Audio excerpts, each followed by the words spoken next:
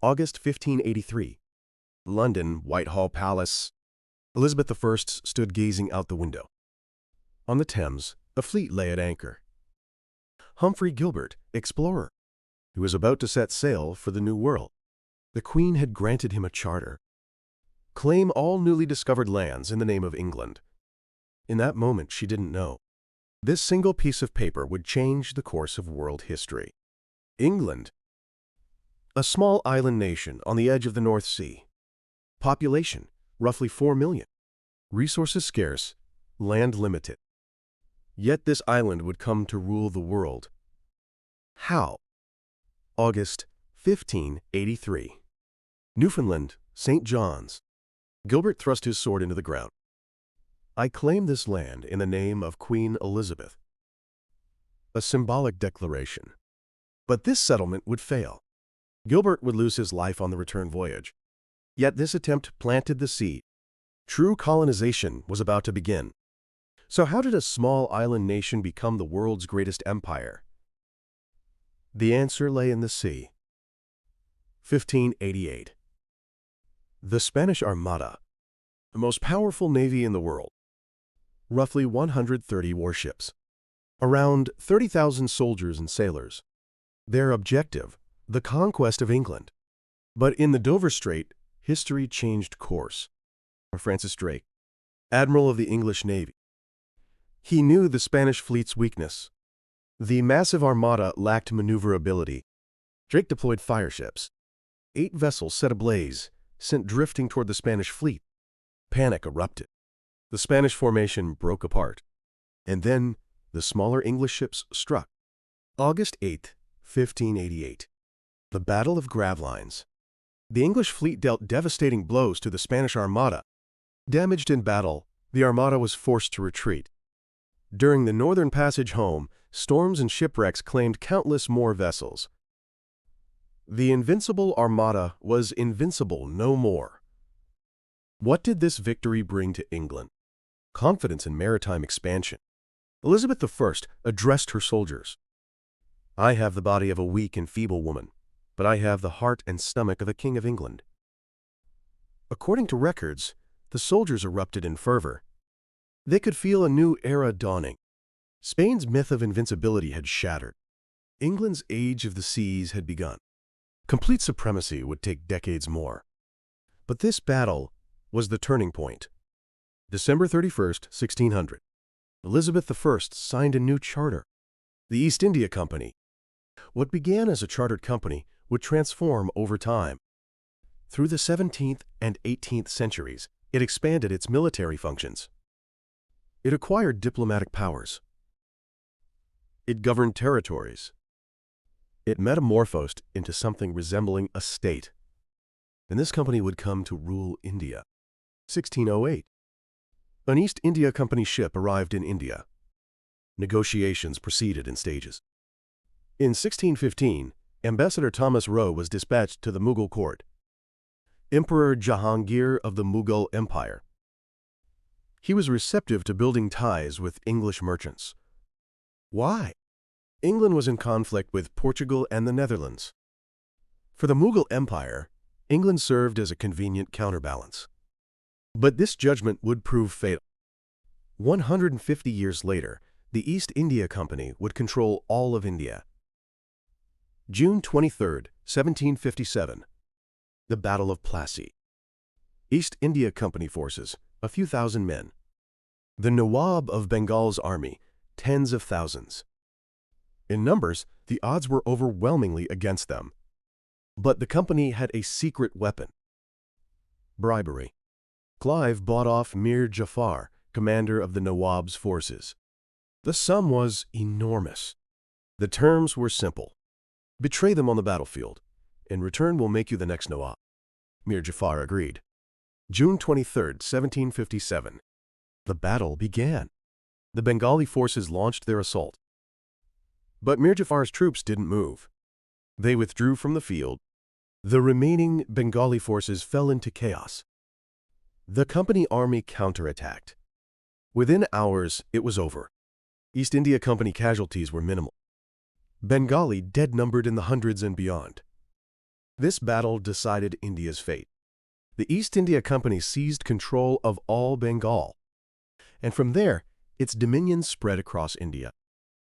Over the next century, the company would conquer most of the Indian subcontinent, a population of 300 million, one company ruling an entire continent. But at sea, the struggle continued. 1805. Napoleon Bonaparte dominated Europe.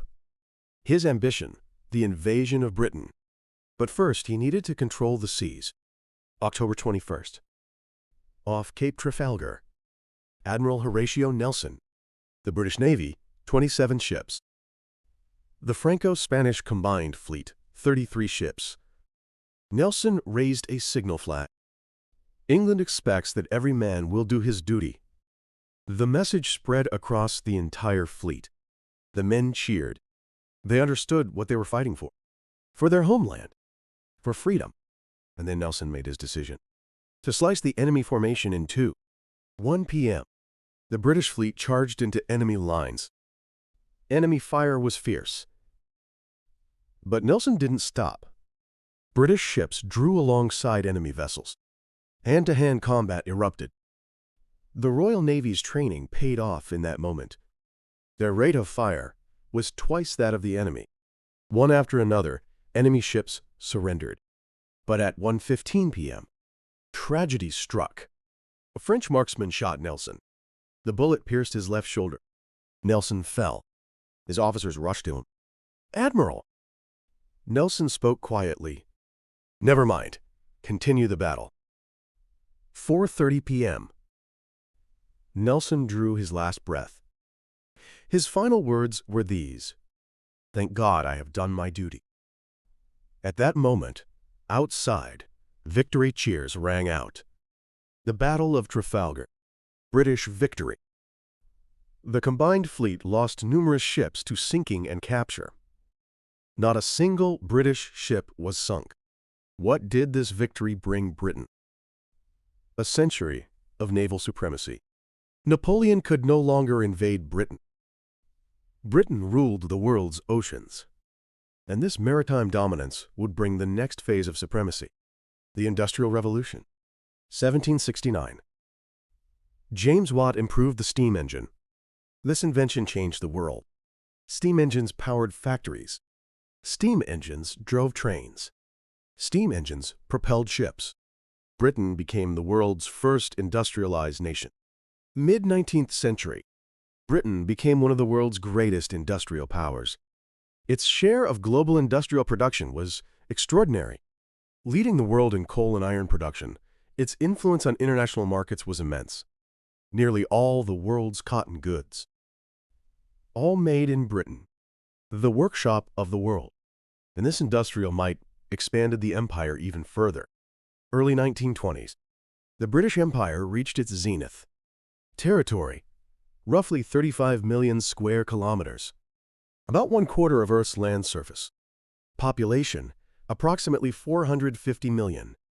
Roughly 23% of the world's population. The empire on which the sun never sets. Somewhere in the world, British territory always existed. Therefore, the sun never set. So how was this vast empire maintained? Military power. The Royal Navy was the world's strongest. In the late 19th century, Britain adopted the two-power standard, maintaining capital ship strength equal to the next two largest navies combined. This overwhelming military might protected the empire, but all empires must decline. August 4th, 1914. The First World War began. Britain declared war on Germany. The war would last 4 years. 9 million men were mobilized from across the empire, from Canada, from Australia, from India, from Africa. The empire's young men fought in European trenches, and many died. November 11th, 1918. The war ended. Britain had won, but the cost was staggering. War dead, 880,000. Government debt soared to extremely high levels relative to GDP. The empire's finances teetered on the brink of collapse. And there was another problem. India. April 13th, 1919. The Amritsar Massacre. British troops slaughtered unarmed Indian civilians. Even by British official accounts, 379 dead. Indian estimates place the toll at over 1,000. Over 500 wounded. This incident ignited India's independence movement. Mahatma Gandhi. He advocated non-violent resistance. But his goal was clear. Britain, leave India. September 1st, 1939. The Second World War began. Once again, the empire plunged into total war. But this war was different. Britain was no longer the world's strongest power. America was rising. The Soviet Union was rising. Britain couldn't win without their aid. And aid came with a price. Churchill had to ask Roosevelt, "Help us." America provided aid, but America championed self-determination and free trade. The Atlantic Charter, self-determination and abolition of discriminatory trade practices. In effect, this meant ending the empire's monopolistic system. Churchill resisted, but there was no choice. Through wartime cooperation and post-war negotiations, maintaining the empire became far less tenable than before. August 15th, 1947. India gained independence. Prime Minister Nehru delivered his speech. At the stroke of the midnight hour, when the world sleeps, India will awake to life and freedom. 300 million Indians rejoiced. But in London, there was silence. The empire's heart had been lost. July 1st, 1997. Midnight. Hong Kong was returned to China. The British flag came down. The Chinese flag rose. If we mark the symbolic beginning at the 1583 North American territorial claim, roughly 4 centuries of empire had passed. An era when one island nation ruled the world. That era had become history. So what did this empire leave behind? The English language. Including native speakers, second language users, and learners, English is spoken by over 1 billion people. Of these, native speakers number roughly 400 million, meaning over 70% are non-native speakers. The language transcended borders and took root. Business, science, diplomacy, all conducted in English. Parliamentary democracy, the rule of law, the concept of human rights. These spread from Britain. Yet in places like Hong Kong, this legacy now trembles and transforms amid political change. Railways, telegraph, modern postal systems, all spread across the world by the British Empire. And one more thing, globalization. The British Empire was the first to connect the world. From London, information flowed worldwide. Goods flowed. People flowed. This flow continues today. But the empire had a dark side. The slave trade. Exploitation. Cultural destruction. Millions suffered through imperial expansion. Their lands were seized. Their wealth was plundered. Their dignity was stripped away. This history must not be forgotten. The empire wasn't glory alone. It was glory built on sacrifice. And now, in the 2020s, voices from former colonies demanding apology and reparations rise louder than ever before. Today, Britain has changed. It's no longer an empire. But influence remains. London is still a global financial center. Britain remains a permanent member of the UN Security Council. English remains the world's lingua franca. Having left the EU, Britain now seeks renewed opportunity through partnerships in the Indo-Pacific region, including former imperial domains. The empire's legacy lives on in altered form. So what can we learn from this history?